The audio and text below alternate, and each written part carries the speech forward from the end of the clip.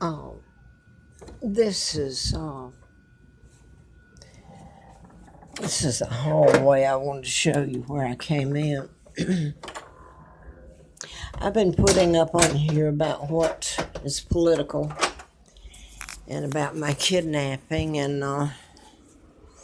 all of it. Let me move this over. I wanted to get the picture of that. I can hardly walk,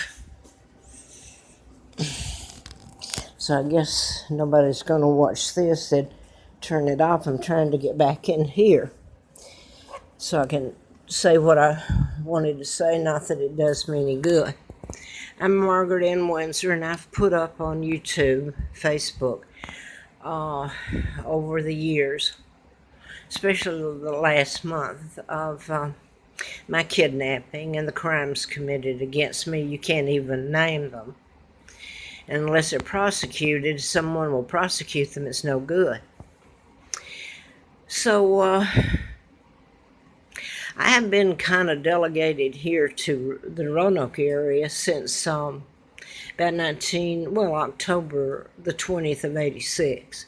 I've tried to leave and been run back. And how they've run me is I'm allergic to chemicals. And I'm not going to go into running into campaign and Larry Flint was shot and all that when I was trying to write a book about the doctors who were very mean and committing crimes. And instead of that, I'm the one they got shoved out on the street. Found out in late 83, about my kidnapping, my real name. Now I want to get to how they've run me. I'm allergic to chemicals. I have a immune disorder. When I'm force-fed, and that's what's been done, toxic fumes, it's been done right in front of everybody. My immune system attacks itself. And my immune system gets really low, and it affects me in different ways. But it has to be in close quarters and real toxic fumes. Normally, I should live a halfway, had I been allowed to, a really happy life, but then I was kidnapped from my parents and from the money that was mine. It was all stolen. Brought here and tortured beyond belief, me and my children. And you try telling the Americans about it, and they'll just go after me like I'm the one committed the crime. I've been treated worse than the worst kind of criminal. So anyway, it's tied up kind of here in Roanoke. The same family owns most of the hotels. I've told that, motels, and that's where I don't have the money, except I've been kept penniless. Can you believe this? The day I was born, I should have been the wealthiest woman on the planet, I would think back then. Well, I'm sure. One of them, anyway.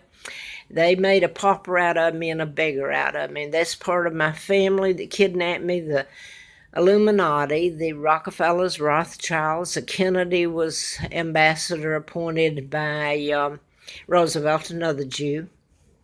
My own Uncle George, and Elizabeth has stood by and spent my money, gave away my country, and here I sit still begging, and I can't even walk anymore. Anyway, they've used my immune system to literally kill me. It takes the inflammation it causes, takes out my kidneys and lungs, the veins in my legs. And all this is done with people knowing it. The law enforcement agency involved in this sent me a letter back in June the 23rd of 79. I thought it was in reference to the book and wiretapping. Well, it turned out in 83 I found out the reason about my kidnapping and who I am. But the letter stated ongoing investigation, national security involved. Well, if the truth is told about what they've done to me and my children and country, I don't think the whole world would approve of it. Anyway, nobody's going to prosecute it, just like Hillary Clinton. Comey, FBI Director Comey, could turn over for prosecution. They're not going to do it. The Justice Department is controlled, just like it's always been. The Kennedys, Justice Department outside the building is Robert Kennedy, which John Kennedy was appointing U.S. attorney, so they had it all tied up from the beginning. But anyway, and these are the people the United States pay tribute to, okay? Because they don't give a rat's about me and the pain and suffering at all. In fact, it's the weirdest thing to be in this position.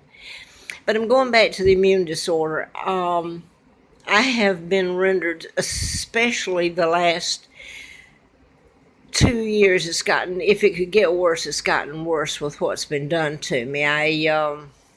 It's hard to even tell it. It's so ludicrous, really. I move into a place, and right after I move in, they start landscaping, like at Edinburgh. Back in 2006, it was a HUD, low income. And I was told there by Carol Rogers Simon. I don't know what she was doing there. She's still there, I think, living in my apartment I had. But she told me, she said, because they were filling it full of fumes, toxic fumes, as they have all of it. So I'm just going to give this as an example. And she said, you're paying for what your family did to the Jews. She meant like the Holocaust. And so I thought, well, what do you say to that, okay? So this has been the temperament and the way I've been treated through it all. There's hardly anybody that's given me a thumbs up on what, and you've got all these women on TV telling how they're for women's rights. There's a blackout on me. The Rothschilds, Rockefellers own the media, and no one's going to print what's been done to me. But I got on here today because I came through here. I've stayed at this motel. I've stayed at about all of them that were cheap enough for me to stay in. This is a little bit more than I can afford, really, but I had to come here because I was so sick from where I'd paid a security deposit, and the same thing had happened to me there. It was a fiasco. I'm not talking about just remodeling or anything like that, or suddenly paving outside the whole lot outside my door and making me so sick I can't stand it. I'm talking about, this is really, they make it sound like, well, you can't film this, you can't get a picture of fumes, but it comes through the air conditioning unit and heating and pours out. And I saw a segment on the other day on Diagnosis Murder with Dick Van Dyke, where they were showing someone was killed by the fumes coming out of their air conditioning. That's how they kill them. Well, they're killing me over time. The inflammation has torn up every organ in my body. But right now, the last year, the last few months, it's been made worse. And they just really have soaked me. But to make a long story short, why I put this up, if it's still going, I want to show I've had to come here. It was the better of the rest of them where I've stayed. And it's owned by, I don't know that they're Patels, they're from India. But it was the only place where I could get a little relief and wasn't soaked in chemicals. Well, that's changed. I came in the other day, just as an example. I was so sick I had to get somewhere. And I carried my things in trash bags.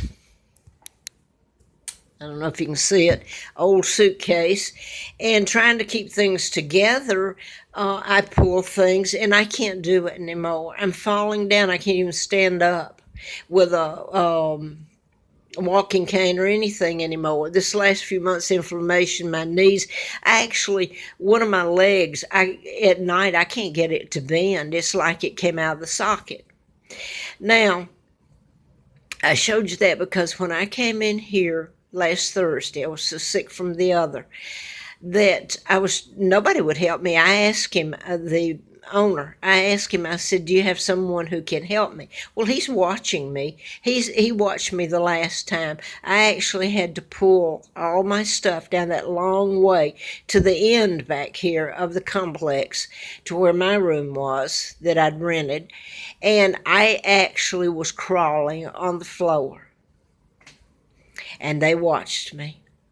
No one would help. He said, sorry, we don't have anybody here that's going to help you. I'd like to show you to show me a crime I committed. It's been committed by this country, and I just heard Hillary Clinton and what is he, a gold seal father, and saying, well, it's like he owns it now. All you have to do, get a piece of the pie, and you don't have to pay anything. What if I got lucky? And the only person that can prosecute this would be God. Seriously. And you had to pay back to me the crimes that have been committed. And I wonder if you'd like that. You're getting all the freebies and you